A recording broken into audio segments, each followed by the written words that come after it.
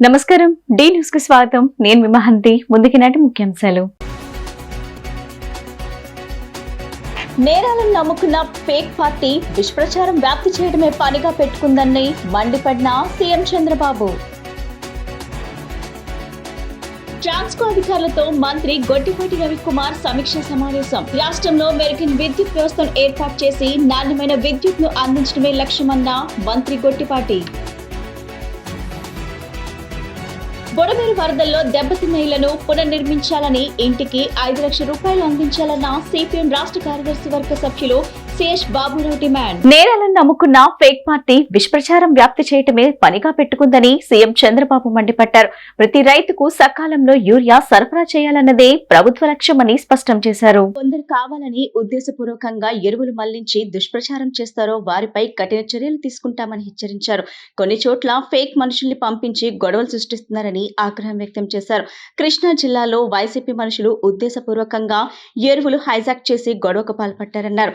రాష్ట్రంలో ఈ రోజు వరకు 94,892 మెట్రిక్ టన్నుల యూరియా అందుబాటులో ఉందని, వచ్చే 10 రోజుల్లో 44,508 మెట్రిక్ టన్నుల యూరియా అందుబాటులోకి రానుందని తెలిపారు. ఈరోజు మీ అందరి ముందుకు ఇంకొక ఫేక్ స్టోరీ. మామూలుగా 40 ఏళ్ళు నేను రాజకీయాలు 40 రేపు 28కి 50 ఏళ్ళు అవుతుంది. అనేక గవర్నమెంట్లు చూశాను, అనేకమైన రాజకీయ నాయకులను చూశాను, అపోజిషన్ చూశాను, రూలింగ్ పార్టీలో నేను అపోజిషన్ రూలింగ్ పార్టీ చూశాను, ముఖ్యమంత్రిని చూశాను, అందరిని చూశాను. ఫస్ట్ టైం ఒక ఫేక్ పార్టీ, నేరాలు నమ్ముకున్న పార్టీ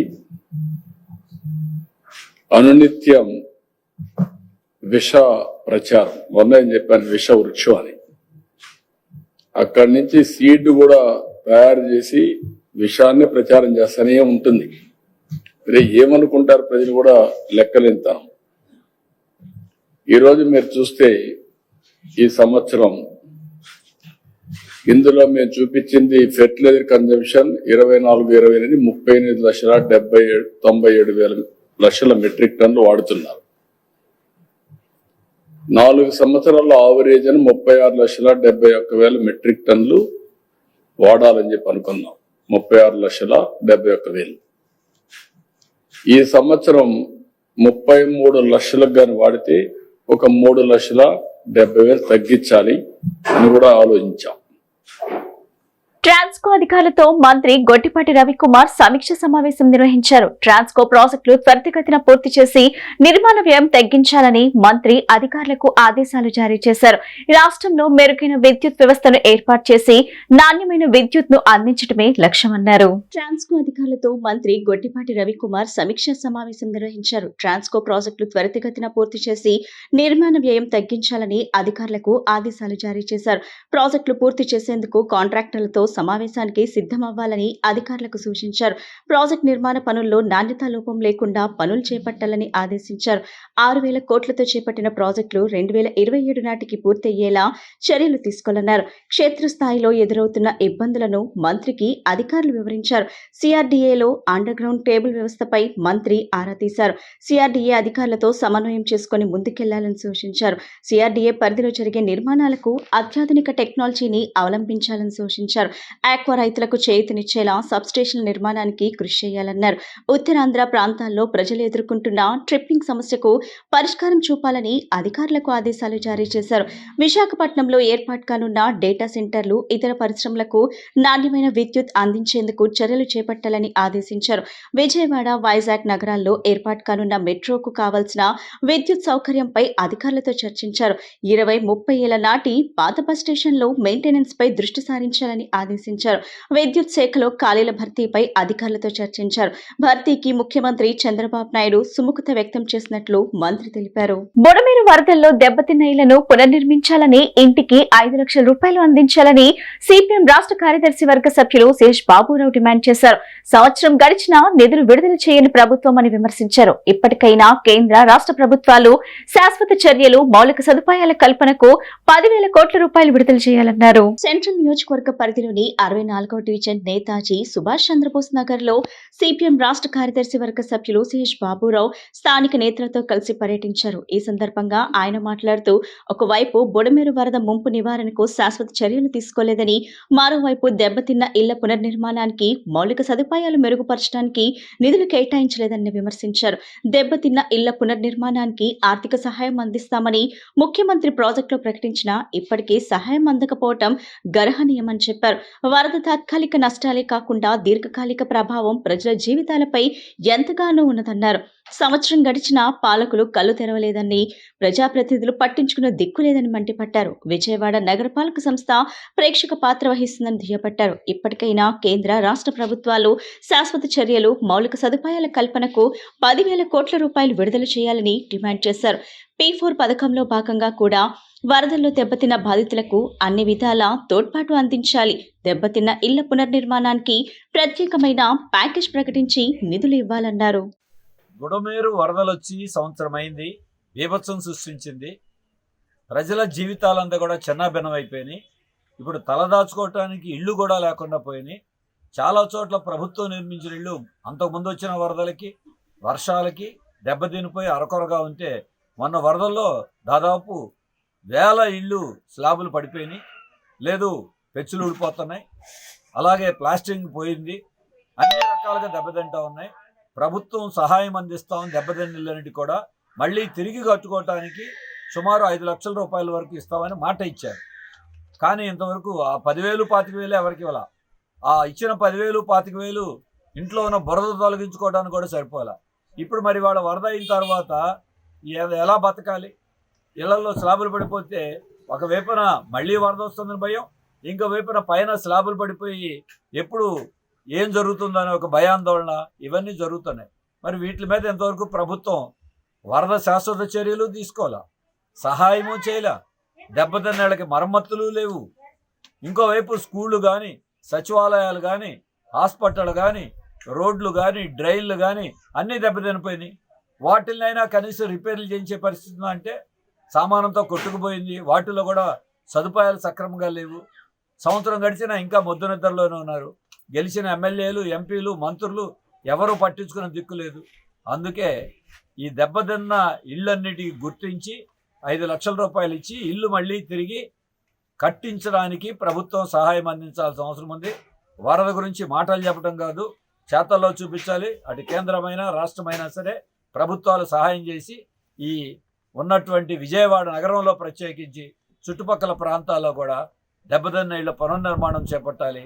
అలాగే దెబ్బతిన్న సౌకర్యాలు కూడా మళ్ళీ తిరిగి వాటికి నిధులు కేటాయించి రిపేర్లే కాదు శాశ్వతంగా పునర్నిర్మాణం చేయాల్సిన అవసరం ఉందని సిపిఎం తరఫున మేము కోరుతా ఉన్నాం. ఆంధ్రుల కోసం ప్రాణత్యాగం చేసిన అమరజీవి పొట్టి శ్రీరాములు జ్ఞాపకార్థం కూటమి ప్రభుత్వం అమరావతిలో 58 అడుగుల విగ్రహం ఏర్పాటు చేస్తున్నామని మంత్రి నారా లోకేష్ తెలిపారు. ప్రాణత్యాగం చేసి ఒక దీపంలా కోట్లాది మంది తెలుగు వారికి దారి చూపిన మహోన్నత వ్యక్తి అమరజీవి పొట్టి శ్రీరాములు అని పేర్కొన్నారు. రాజధాని అమరావతి ప్రాంతంలో మంత్రి నారా లోకేష్ పర్యటించారు. 58 అడుగుల పొట్టి శ్రీరాముల కాంస్య విగ్రహం, ఆడిటోరియం, మ్యూజియం, స్మృతివనం నిర్మాణాలకు ఆయన శంకుస్థాపన చేశారు.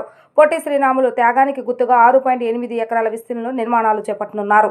తుళ్లూరు, పెదపరిమి మధ్య ఉన్న స్థలంలో పొట్టి శ్రీరాములు మెమోరియల్ ట్రస్ట్ ఆధ్వర్యంలో ఈ పనులు జరగనున్నాయి. కార్యక్రమంలో మంత్రులు టీసీ భరత్ నారాయణ, ఎమ్మెల్యేలు శ్రవణ్, కొలికిపూడి శ్రీనివాస్, ఆర్యవైశ్య కార్పొరేషన్ చైర్మన్ నుండి రాకేష్ తదితరులు పాల్గొన్నారు. ఈ సందర్భంగా మంత్రి లోకేష్ మాట్లాడుతూ అమరావతిలో అద్భుతమైన అమరజీవి పొట్టి శ్రీరాములు స్మృతివనం ఏర్పాటు చేస్తున్నామని చెప్పారు.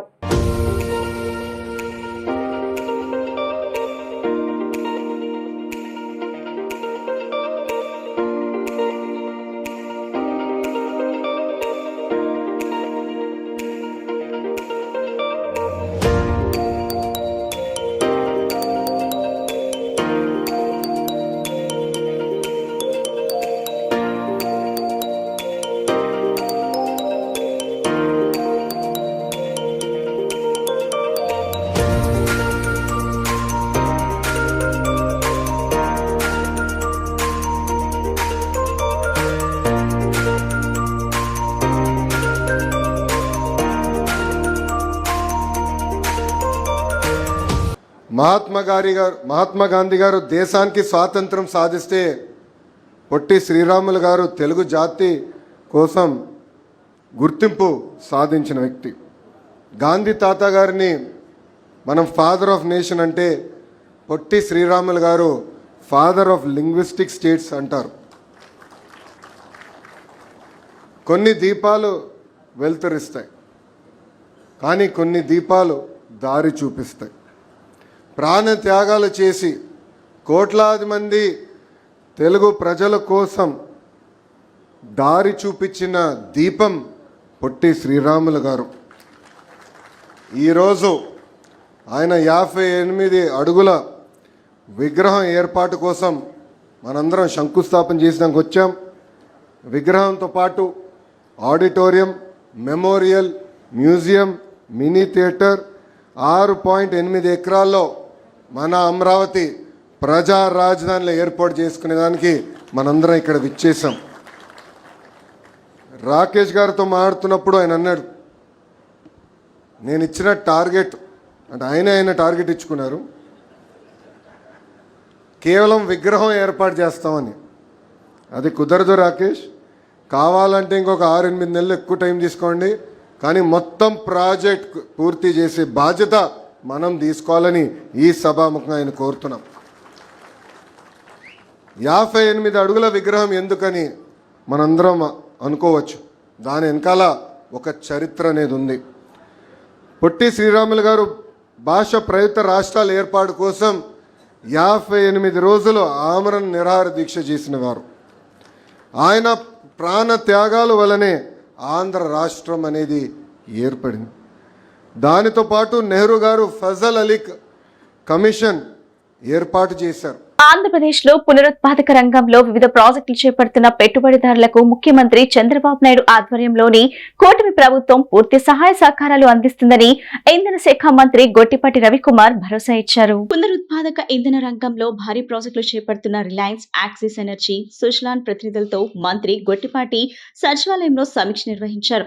క్షేత్రస్థాయిలో ఆయా కంపెనీల పనుల వివరాలను అడిగి తెలుసుకున్నారు. ఈ సందర్భంగా మంత్రి గొట్టిపాటి మాట్లాడుతూ యాక్సిస్ ఎనర్జీ, సుజ్లాన్, రిలయన్స్ కంపెనీలు ఎంఓయూ నిబంధనలకు అనుగుణంగా పనులను వేగవంతం చేయాలన్నారు. ఎంఓయూ ప్రకారం అనుకున్న సమయానికి ప్రాజెక్టులు పూర్తి చేసే బాధ్యత సదరు కంపెనీలదే అని మంత్రి స్పష్టం చేశారు. ప్రాజెక్టుల నిర్మాణం, నిర్వహణలో స్థానిక యువతకు అత్యధిక ప్రాధాన్యత ఇవ్వాలన్నారు. అదేవిధంగా ప్రస్తుతం జరుగుతున్న పనుల్లోనూ ఎక్కువ మంది స్థానిక యువతకు ఉపాధి కల్పించాలని సూచించారు. దీనికి అవసరమైన నైపుణ్యాభివృద్ధి కార్యక్రమాలను మరింత విస్తరించాలని వెల్లడించారు.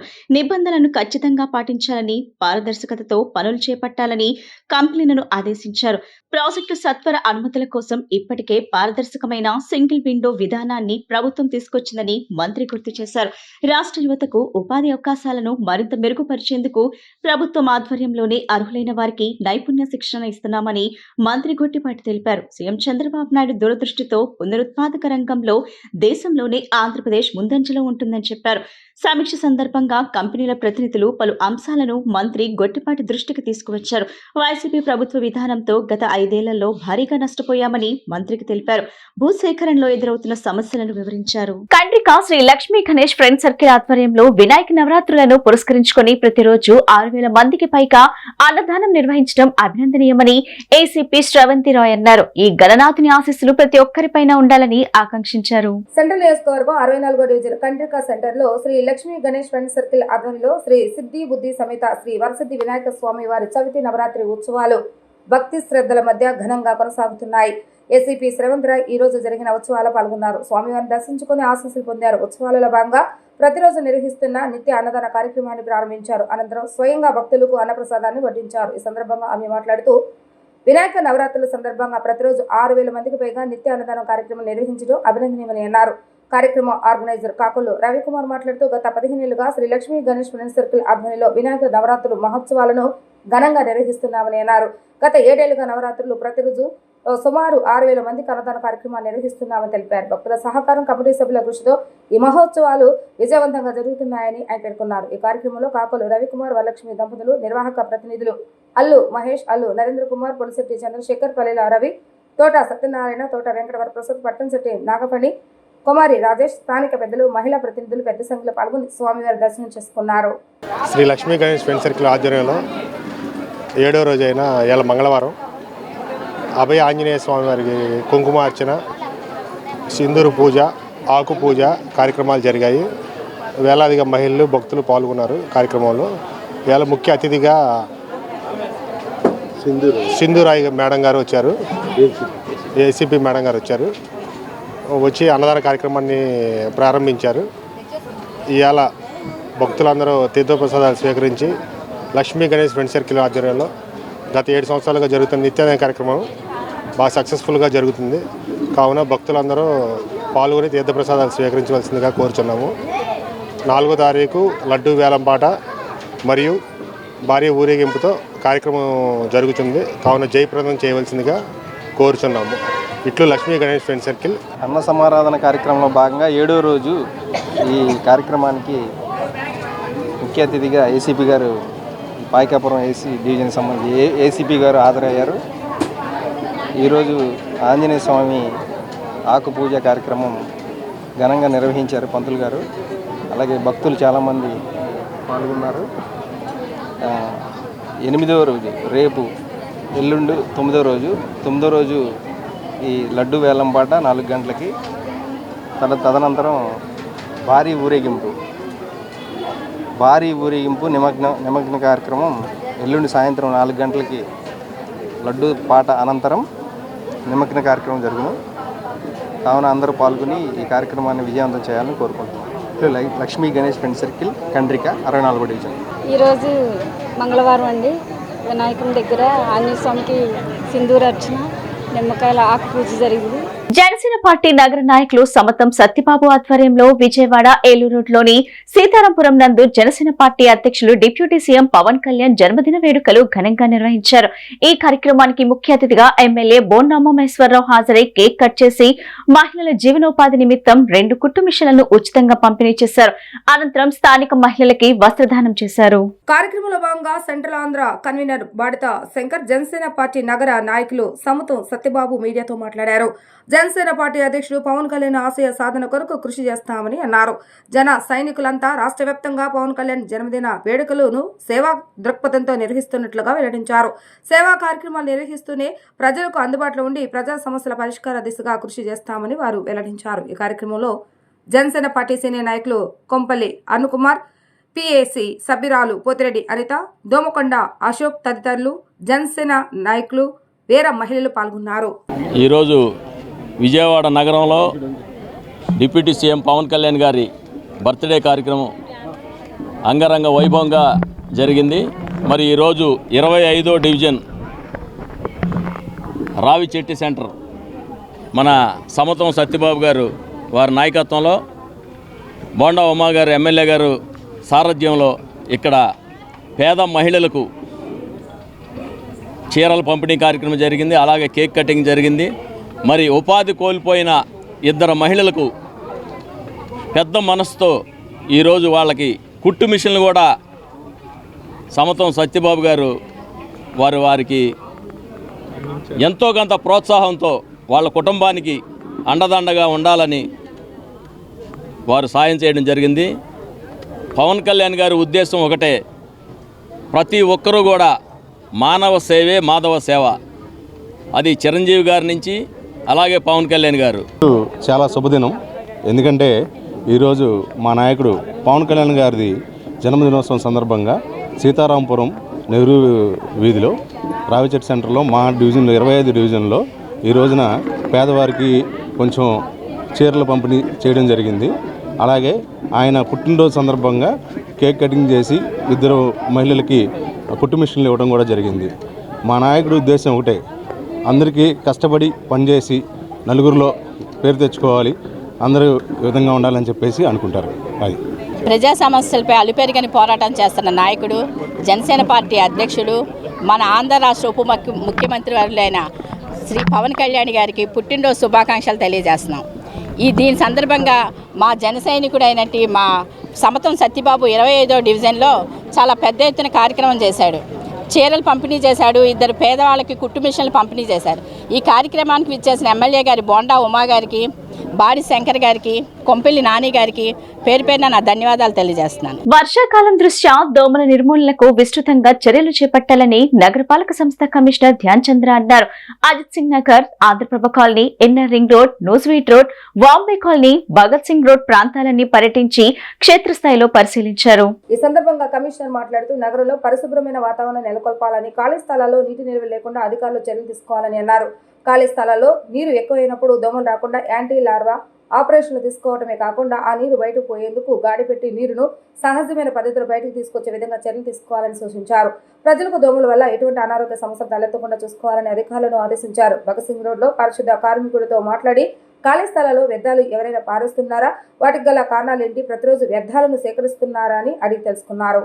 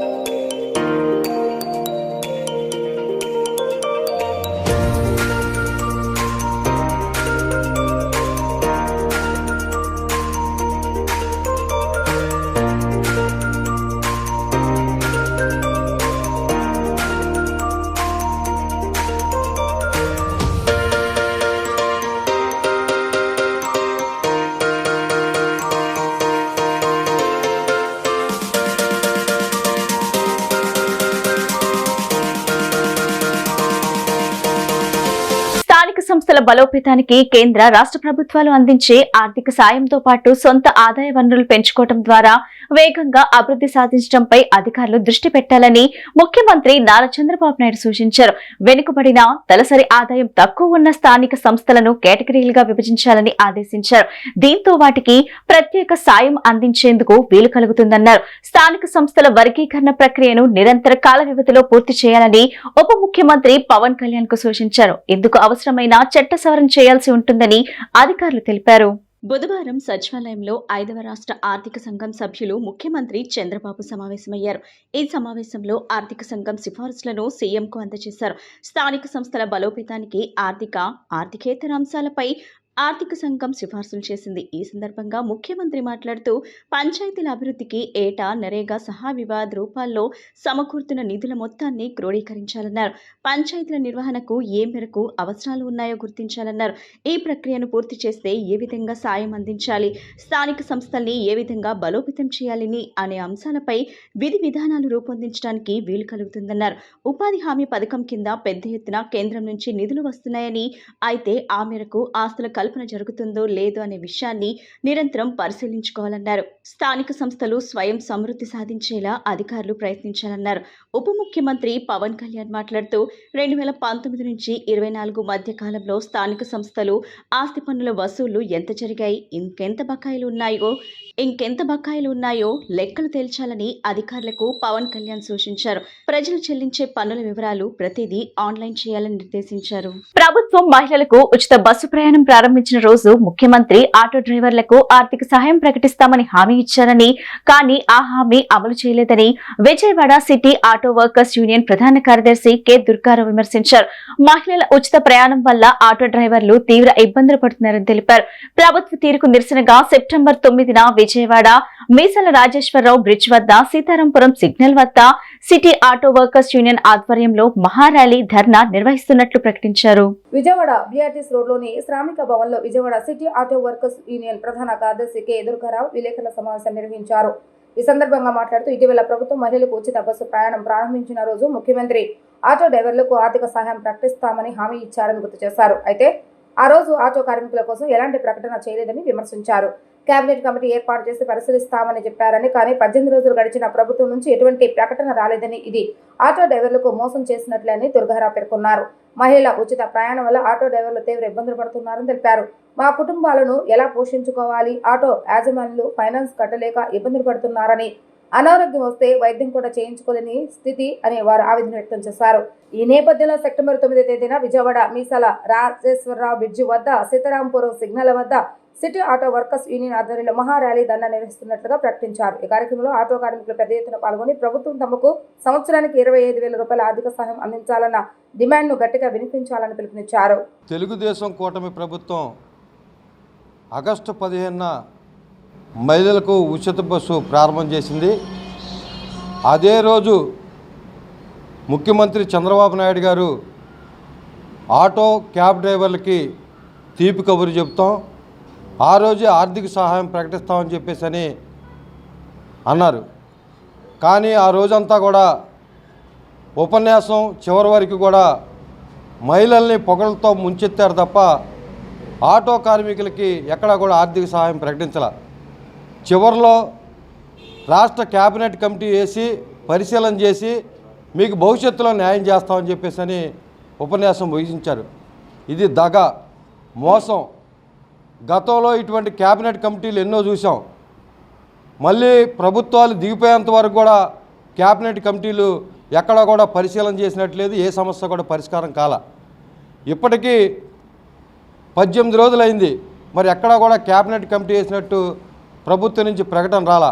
ఆటో కార్మికులు ఎంత నష్టపోతున్నారంటే చంద్రబాబు నాయుడు గారు, లోకేష్ బాబు గారు చక్కగా ఎన్నపోస నోట్లో పెట్టినట్టు మటుకు ఆటో కార్మికులకి న్యాయం చేస్తాను, సంక్షేమ బోర్డు పెడతాను, ఫ్రీ బస్సులు పెడతాం, ఫ్రీ బస్సులతో పెట్టే బదులు ఆటో కార్మికులు సంఘాల నాయకులతో కూర్చోబెట్టి మాట్లాడి మీకు నష్టం జరగకుండా మాట్లాడతామని చెప్పారు.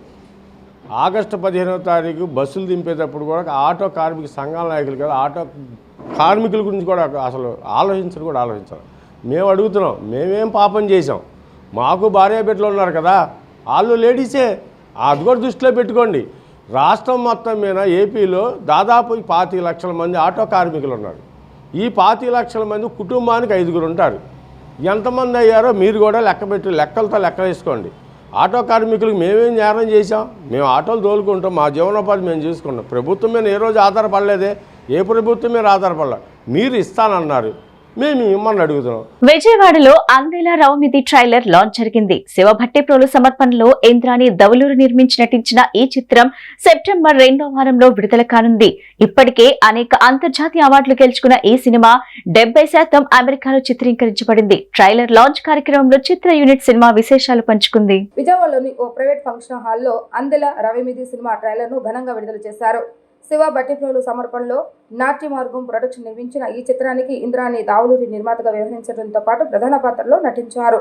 విక్రమ్ కొల్లూరు, తనికెళ్లబర్ణి, ఆదిత్య మేనన్, జయలలిత, ఆది లోకేష్, IDPL నిర్మల వంటి ప్రముఖులు కీలక పాత్రలో నటించారు.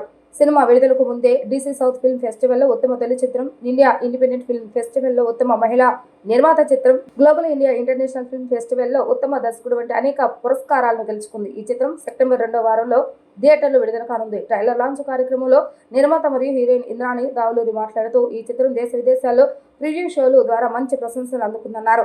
మన ప్రేక్షకులు కూడా తప్పకుండా ఆదరించాలని కోరారు. సంగీత దర్శకుడు వనగల కార్తిక్ మాట్లాడుతూ ఈ సినిమాలో ప్రతి పాట శ్రావ్యంగా ఉంటుందని అన్నారు. స్వరాలు సమకూర్చడం ఆనందంగా అనిపించిందని తెలిపారు. ఆయన ఈ సందర్భంగా సినిమాలోని ఒక పాటను సైతం ఆలపించారు. East west entertainment CEO Rajiv మాట్లాడుతూ సినిమా తీయడానికి చాలా కష్టపడ్డామని, అందుకున్న ప్రశంసలు ఆ కష్టాన్ని మర్పించాయని అన్నారు.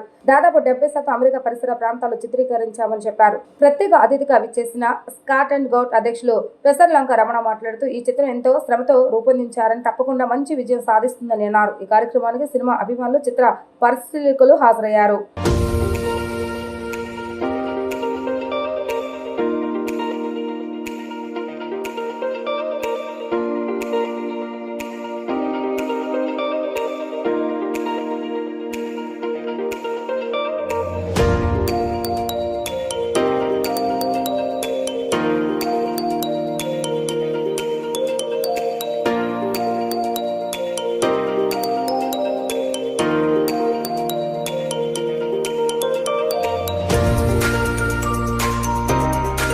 అందెల రవమిది అనేది పేరుకి తగ్గట్టుగానే ఒక డాన్సర్ స్టోరీ.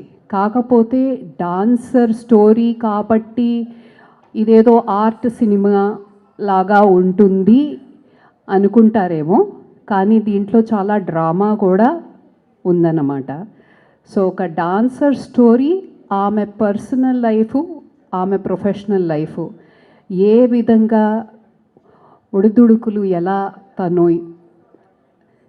ఎలా దాన్ని సాధించి ముందుకెళ్ళి, తనకు ఒక గోల్ ఉంటుంది.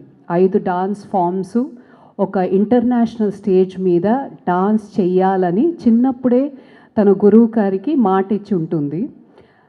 ఎలాగ దాన్ని సాధిస్తుంది, ఎలాగ ఆ గమ్యానికి చేరుకుంటుంది అనేది the story in a nutshell చెప్పాలంటే, టు సమ్మరైజ్. దీని తర్వాత దీంట్లో క్యారెక్టర్స్ విక్రమ్ కొల్లూరు అని నాకు హస్బెండ్ రోల్లో చేశారు. తర్వాత మా ఫాదర్ రోల్లో తనికెళ్ళ భరణి గారు చేశారు. ఈ అందెల రవ్మిది మూవీకి నేను పాటలు చేయడం జరిగింది. And the best part is, అంటే ఇప్పటివరకు రిలీజ్ అయిన 4 పాటల్లో 3 పాటలు ప్రస్తుతం ఇన్స్టాలో ట్రెండింగ్లో ఉన్నాయి. అంటే చాలా మిలియన్స్లో వ్యూస్ అండ్ చాలా రీల్స్ చేస్తున్నారు. And very happy to collaborate with this film. Because అంటే చాలా మూవీస్ మనం చేస్తుంటాం, కానీ ఇటువంటి ఒక మంచి సందేశాత్మకమైన సినిమా, అంటే ఏదో ఒక లేడీ అంటే తను ఎట్లా తన ఆశయాల కోసం ఎట్లా తను కృషి చేసింది, అండ్ తను అనుకున్నది ఎట్లా సాధించింది అనేది ఈ సినిమా. అండ్ అన్ని పాటలు ఇందులో ఎక్స్ట్రాడినరీగా ఉంటాయండి. అండ్ విజువల్స్ కూడా చాలా బాగుంటాయి. ఇందాక నేను వస్తుంటే అందులో ట్రైలర్ కూడా చూశాను, చాలా అంటే చాలా బాగుంది. సో అందెల రవం గురించి మీ అందరికి చాలా తెలుస్తుంది, ఇప్పుడు అందరికి చెప్పారు. బట్ అంటే నా కథ మీ అందరికీ నచ్చడము, డైలాగ్స్ నచ్చడము, దీనివల్ల ఇంత పేరు వస్తుందంటే చాలా సంతోషంగా ఉంది. సో ఈ క్రెడిట్ గోస్ టు అందరికీ. అంటే ఒకటే కాదు, ఒక కథని ఎగ్జిక్యూషన్ అనేది కూడా చాలా ఇంపార్టెంట్. కథ మంచిగా ఉందంటే సరిపోదు కదా, ఆ ఎగ్జిక్యూషన్లో అందరము బాగా, తను చెప్పారు ఇప్పుడు అందరూ డబుల్ యాక్షన్ చేశారని, దట్స్ కరెక్ట్. కానీ ఇంద్రాణి గారు మాత్రం మల్టీ యాక్షన్ చేశారు, నాట్ ఓన్లీ డబుల్ యాక్షన్.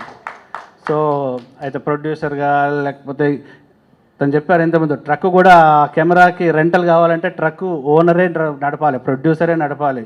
అంటే షీ డ్రోవ్ ద పెద్ద ట్రక్ కూడా అమెరికా రోడ్ల మీద తీసుకొచ్చి నడిపి, మళ్ళీ అటు యాక్షన్ అంటే క్యారెక్టర్లో లీనం కావాలి, అటు ప్రొడ్యూసర్గా. సో ఇవన్నీ మల్టీ షేడ్స్ ఉన్న క్యారెక్టర్ చేశారు దీంట్లో. వార్తలు ముగించే ముందు ముఖ్యాంశాలు మరోసారి. నేరాలను నమ్ముకున్న ఫేక్ పార్టీ దుష్ప్రచారం వ్యాప్తి చేయడమే పనిగా పెట్టుకుందని మండిపడిన సీఎం చంద్రబాబు. ట్రాన్స్కో అధికారులతో మంత్రి గొట్టిపాటి రవికుమార్ సమీక్ష సమావేశం. రాష్ట్రంలో మెరుగైన విద్యుత్ వ్యవస్థను ఏర్పాటు చేసి నాణ్యమైన విద్యుత్ ను అందించడమే లక్ష్యమన్న మంత్రి గొట్టిపాటి. బుడమేరు వరదల్లో దెబ్బతిన్న ఇళ్లను పునర్నిర్మించాలని, ఇంటికి 5 లక్షల రూపాయలు అందించాలన్న సిపిఎం రాష్ట్ర కార్యదర్శి వర్గ సభ్యులు సిఎస్ బాబురావు డిమాండ్. ఈ బులెటిన్ ఇంతటితో సమాప్తం. తిరిగి మరో బులెటిన్ కలుద్దాం. నమస్కారం.